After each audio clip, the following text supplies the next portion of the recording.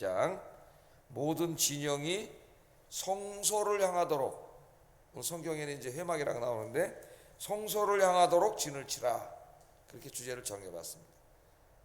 성소, 어디를 향하도록 진을 치라고요? 성소. 자, 오늘 우리가 읽은 말씀은 이제 이스라엘 사람들이 출애굽해가지고 이제 시내산에 도착해서 11, 2개월 동안 하나님의 말씀 율법을 다 거기서 받고 이제 광야길을 행진해 나가야 되죠.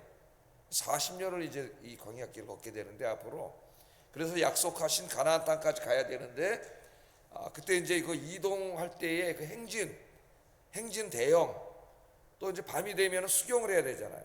머물러 서가지고 진을 치고 텐트를 치고 이제 이렇게 자야 돼. 그 진영을 치는 진영의 대행, 이 대형, 이런 이 두 가지에 대해서 오늘 이 어떻게 진영을 이렇게 갖추고 어떤 순서로 어떻게 행진을 해야 되느냐, 이것을 가르쳐 주시는 말씀입니다.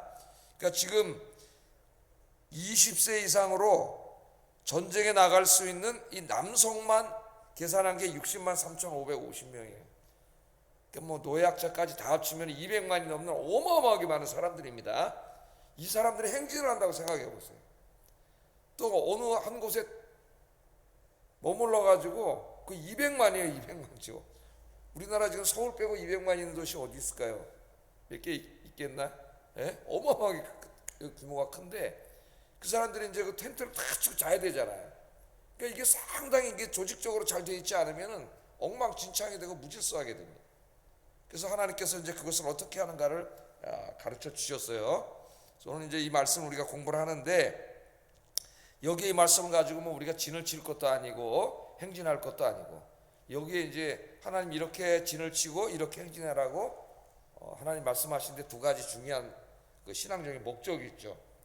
첫째는 하나님 중심입니다. 하나님 중심. 항상 하나님이 중심에 있어야 돼요. 두 번째는 하나님 말씀대로예요. 하나님 말씀대로. 이 두 가지가 핵심적인 거예요. 그러니까 하나님이 항상 중심에 있어야 되고, 그 다음에 모든 것은 하나님이 말씀하신 대로입니다. 이 두 가지가 중요하잖아요, 우리 신앙생활에. 그래서 지금 이제 보면은 진치는 얘기가 나오는데 1절 2절에 보면 여호와께서 모세와 아론에게 말씀하여 이르시되 이스라엘 자손은 각각 자기의 진영의 군기와 자기의 조상의 가문의 기호 곁에 진을 치되, 군기와 이제 그 표시하는 그 상징 그런 거 다 있잖아요. 군대 가면 군기가 있고 다 있습니다. 깃발을 꽂아놔야 이제 거기다 서게 되는데, 진을 치되, 그 다음 말씀이 중요한 말씀이 나와요. 어떻게 진을 치라고요?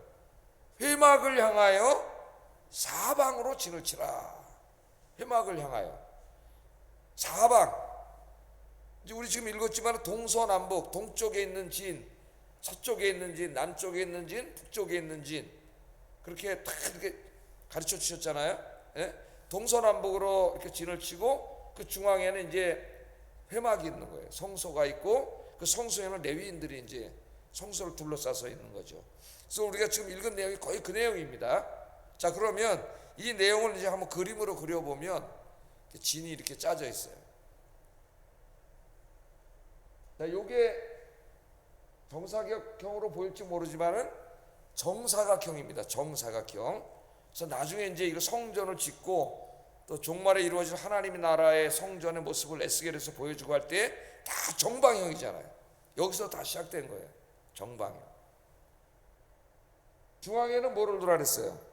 회막. 회막은 뭡니까? 성소죠. 성소. 하나님 예배하는 것이고, 이 성소 주변으로 레위 지파들이 이제 이렇게 서는데 제일 동쪽에, 이 동쪽이 제일 중요합니다.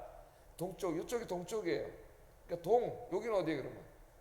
서, 이쪽은 남, 북이죠. 우리 어렸을 때 동쪽을 바라보고 두 팔을 벌리면 오른쪽은 남쪽이요, 왼쪽은 북쪽이요, 뒤쪽은 서쪽이요. 이거 하나 선생님 가르쳐줘서 지금 60이 됐는데도 안 까먹어요. 동쪽을 바라보고 두 팔을 벌리면 뒤쪽은 서쪽이고 오른쪽은 남쪽이고 왼쪽은 북쪽이고. 아셨죠? 네. 지도 보면 여기다 화살표를 이렇게 해놓고 N자를 써놨다는 것은 이쪽이 북쪽이라는 얘기입니다. 동서남북이에요. 제사장들 제일 중요한 분들이 이제 동쪽에 있고, 그 다음에 레위 지파가 3대로 나뉘어서 이렇게 회막을 둘러싸고 있고, 이제 그다음 3장부터 읽어보면은 이쪽의 대표는 무라리, 그다음 여기 고핫, 게르손 이렇게 해서 제일 중요한 게 성소입니다. 그런데 모든 진영은 어디를 바라보고 진영을 짜라고요? 다 성소를 바라봐야 돼. 그러니까 문 쪽이 다 성소로 바라봐야 돼요. 성소 반대쪽으로 회막문 텐트문을 만들어 놓으면 안 돼. 다 성소 쪽을 바라보게 하는데 이게 동쪽이죠. 동쪽의 대장은 누구예요? 유다야, 유다진입니다. 이게 유다진. 거기에 이사갈, 스불론 세 지파씩에서 12지파 됐죠? 요셉 지파가 이제 에브라임과 므낫세로 나뉘었고 그 대신 레위는 여기 들어가지 않잖아요. 그 다음에 이제 서쪽에는 에브라임이 대장, 에브라임진. 그래서 벤자민과 므낫세 이렇게 있고, 남쪽에는 루벤, 장남인 루벤 지파가 대장진이고 갓과 시본이 이렇게 있습니다. 그리고 북쪽에는 단지파가 대장이고 단진이에요. 단진. 아셀과 납달리 이렇게 있어서 정사각형입니다. 정사각형. 하나님의 성전은 항상 정사각형이에요. 정사각형으로 이렇게 만들었는데 중심은 여기서 중요하고 강조하시는 거는 그 중심에 항상 이렇게 머물 때는 동서남북으로 이렇게 네 진영으로 나뉘어서 둘러싸고 있는데 그 중앙에는 회막이 있어야 돼요. 예배 드리는 곳. 그리고 모든 문은 회막을 향해야 됩니다. 이것이 중요한 거예요. 그러니까 저기 딱 보면 여러분 뭐가 보여요? 하나님 중심, 또 모든 사람들이 하나님을 바라보는 것. 이게 이제 우리 신앙의 중요한 것으로 남습니다. 또 행진할 때도 한번 먼저 보겠어요. 행진할 때는 제1진, 제일 먼저 이제 앞에 가는 진입니다. 제1진이 유다진이죠. 유다진. 이사갈 스불론으로 구성된 유다진이에요. 9절 한번 읽어보겠습니다. 시작.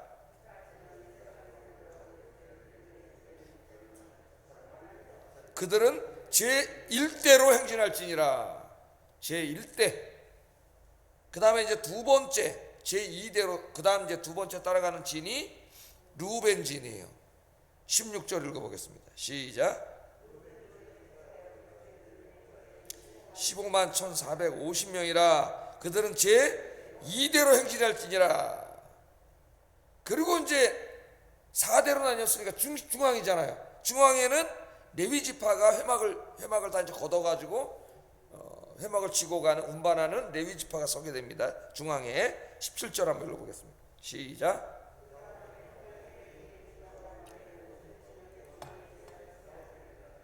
예, 중앙에는 레위가 있고 그 다음에 이제 제3대 1대, 그러니까 1대, 2대가 가고 중앙에 레위가 있고 그 다음에 또 3대가 둘러싸고 있는 거예요. 에브라임진 24절 한번 읽어보겠습니다. 시작.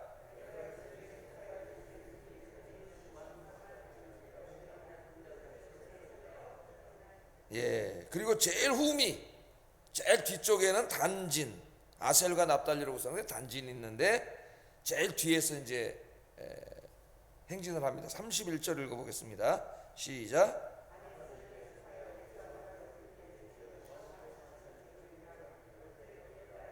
부대로 행진할지니라. 그렇게 돼 있죠.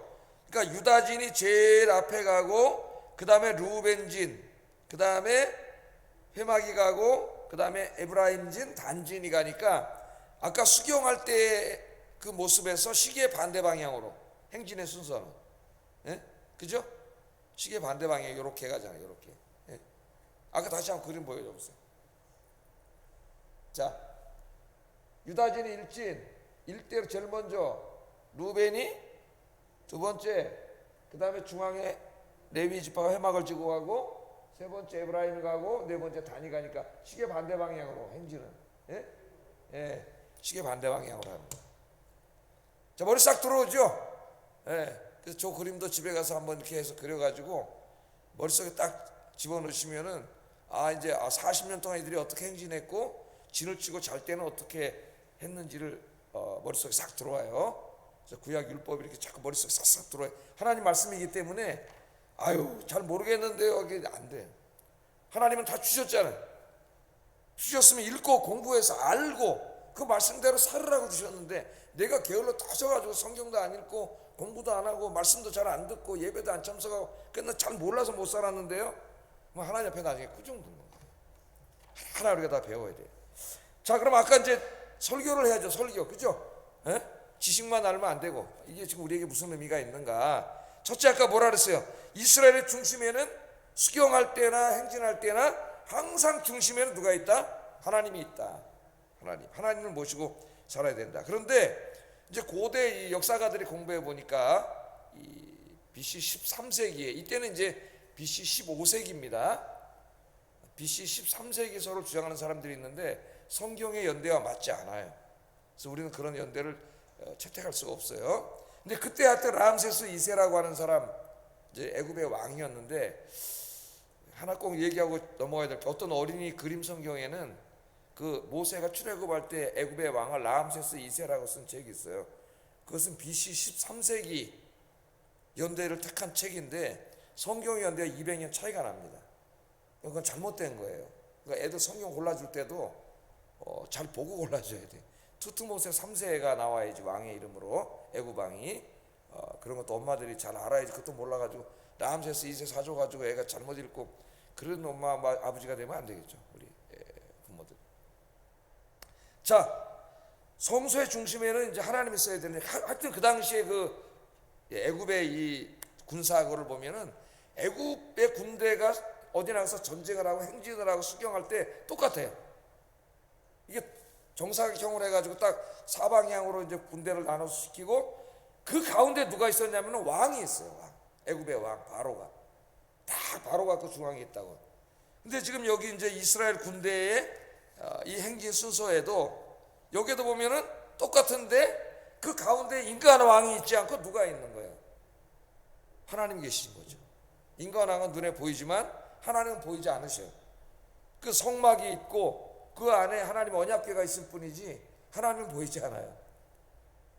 제가 설교하면서 한번 말씀드렸죠. 로마 장군이 예루살렘을 쳐들어가 가지고 점령한 다음에 하도 궁금해서 도대체 여호와라고 하는 신은 어떻게 생겼다고 시성소로 확 들어가 아무것도 없어서 깜짝 놀랐다 그랬죠. 아무것도 없어.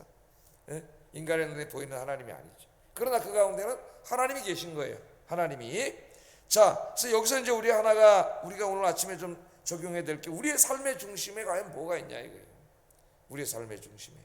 여러분의 마음의 중심에는 뭐가 있냐 이거예요. 만일 내 마음의 중심에, 내 삶의 중심에 돈이 있다면은 그 돈이라는 게 엄청나게 강력한 힘이 있어요. 그래서 그 돈 벌고 돈 쓰미, 예? 우리 자본주의 사회는 돈 벌고 돈 쓰는 거잖아요. 소비주의 중심 사회. 예? 이게 내 마음의 중심에 있으면 모든 게 뭐가 이끌고 가요. 내 삶을 돈이 다 이끌고 다녀요. 돈 벌는데 뭐 돈 쓰는데 돈 갖고 재미있게 뭐 여행 다니고 다 이게 이끌고 다녀요. 그럼 돈이 내 중심이 되는 거예요. 그럼 그 사람 하나님은 뭐예요? 돈이지 돈. 예수님이 맘모니즘 우상숭배자라 했잖아요. 우상숭. 그 부자 청년이 네 재산을 네가 보니까 돈이 하나님인 사람이야. 너는 그 돈을 팔아서 가난한 사람을 주라 그랬더니 근심해서 그냥 갔어요. 왜? 그 사람은 돈이 하나님이기 때문에 그 돈을 팔아서 가난한 사람 줄 수가 없어. 아까워. 그게 하나님 말씀도 안 듣는 거죠. 돈이 하나님인데 뭐 사실은 하나님은 액세서리에 불과한 거예요. 근데 이제 그렇게 살면 안 되고 오늘 여기서부터 뭘 가르쳐 주냐면은 그 중심에 하나님이 계셔야 되는 거예요. 그래서 다윗이 나중에 이제 다 통일왕국의 왕이 된 다음에 예루살렘 성으로 수도로 옮기잖아요. 헤브론에서 7년 있다가 우리 공부했죠. 예루살렘으로 옮겨가지고 거기서 이제 수도로 삼고 왕을 할 때 제일 먼저 그 한 일이 뭐예요? 하나님의 임재의 상징인 언약궤를 자기 성으로 모셨잖아요.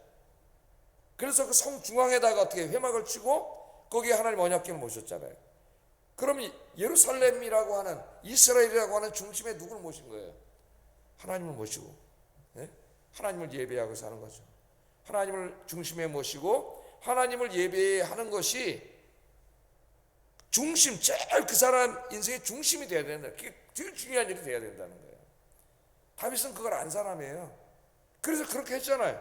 왕이 돼서 정치인인데, 그랬더니 하나님이 복을 주시잖아요. 그걸 모르는 데리거리 서는 사람들이 그 자꾸 자기 같은 자기 힘으로 돈 쫓아다니고 세상 쫓아다니는 거예요. 하나님을 열심히 찾으면 되는데.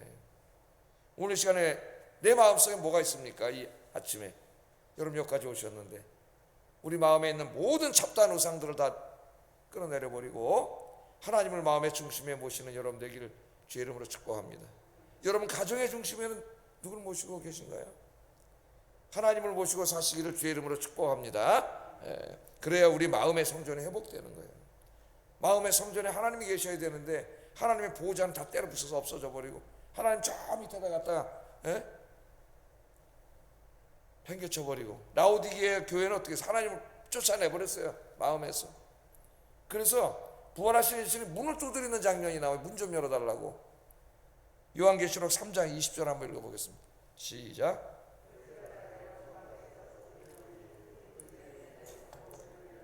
내가 그에게로 들어가 그와 더불어 먹고 그는 나와 더불어 먹으리라. 아멘.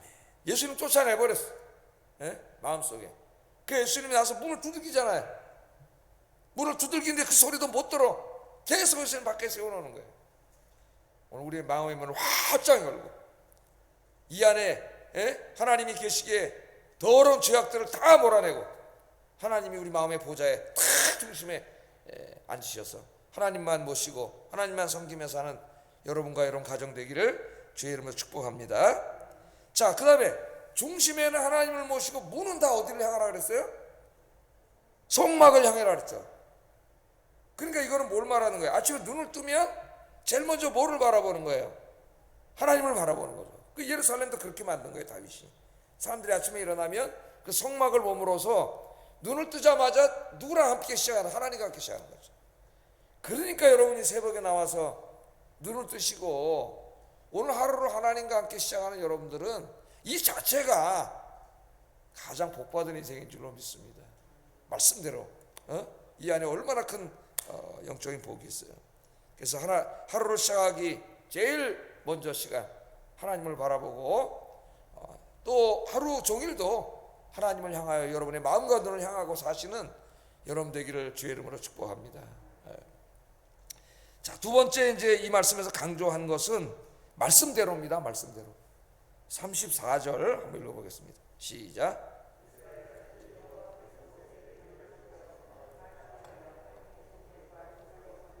자기들의 길을 따라 진치기도 하며 행진하기도 하였더라. 아멘. 지금 광야길을 이제 행진하잖아요. 200만이 넘는 사람들이 노약자까지 다 포함해서 짐승도 있고 어마어마한 겁니다. 이게 이 질서와 이게. 그러니까 이걸 제일 잘 하시는 분이 누구예요? 인간이 아무리 지략을 짜고 작전을 짠들 하나님의 죄를 어떻게 따라가겠습니까? 여기저기면 애굽에서 400년 살았던 사람들이고 이런저런 뭐 다른 나라 참전 문헌들도 많이 있었을 거예요. 그런데 이 사람들 어떻게 했다고요? 이스라엘 자손이 여호와께서 모세에게 명령하신 대로 다 준행하여, 이게 중요합니다. 명령하신 대로 다 준행하여. 광야길 가는 동안 제일 중요한 게 뭐냐? 여호와께서 명령하신 대로 다 준행하는 거예요. 명령하신 대로 내 생각 집어넣지 말고 세상의 생각 집어넣지 말고 계산하지 말고 너무 인간의 합리적인 생각 집어넣지 말고 오직 여호와께서 명령하신 대로 한번 우직하게 가시는 여러분 되기를 주의 이름으로 축복합니다. 여러분, 우리 인생은 광야길이나 마찬가지예요. 제가 그 민수기 서론할 때 어제 뭐라 그랬어요? 오리겐부터 시작해서 오늘 내일기까지 그 민수기를 하나의 우리 인생에 대한 은유, 메타포로 이용해서 성경을 해석하는 분들이 있다 그랬죠. 그 광야길 가는 것처럼 우리 인생도 광야길 가잖아요. 근데 끝을 모르고 내일도 모르고 당장 내일 무슨 일이 우리 인생에 벌어질지도 모르는 그런 불확실성의 이 광야길을 우리가 걸어가는데 사실 우리 인생이 어디로 가야 되는지도 잘 모르고 그냥 막 가는 거죠. 근데 하나님이 딱 우리 인생 이정표를 주셨잖아요. 이게 뭐예요? 하나님 말씀. 매일 말씀을 읽고 들으면 이정표가 딱딱딱 있어요. 모르는 길 갈 때 지금은 내비게이션이 막 가라고 다 가르쳐 주지만은 옛날에 이정표를 보고 이제 우리가 다 찾아다니지 않았습니까? 하나님 말씀이 이정표. 이정표는 내비게이션이고. 여러분, 광야와 같은 인생길 가는 동안 세상의 소리에 귀 기울이지 말고 오직 하나님 말씀에 귀 기울이고 하나님이 말씀하신 대로, 여호와께서 성경 66권에 말씀하신 대로 여러분의 삶의 모든 부분에 순종하며 사시는 여러분 되기를 주의 이름으로 축복합니다. 그러면 민수기의 복을 얻는다. 민수기의 복이 뭐예요? 어제 주제가 광야길 가는 동안 하나님이 그들의 길을 인도하시고, 가는 동안 먹을 것 입을 것을 공급해 주시고 모든 대적으로부터 지켜주신다. 이게 내 주제라 그랬죠. 광야 같은 인생길 가는 동안 이 복이 여러분에게 임하기를 주의 이름으로 축복합니다. 기도하겠습니다.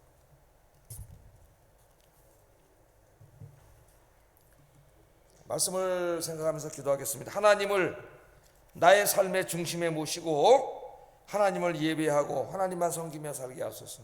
두 번째, 하나님의 말씀을 가슴에 새기고 하나님의 말씀에만 순종하며 살게 하소서.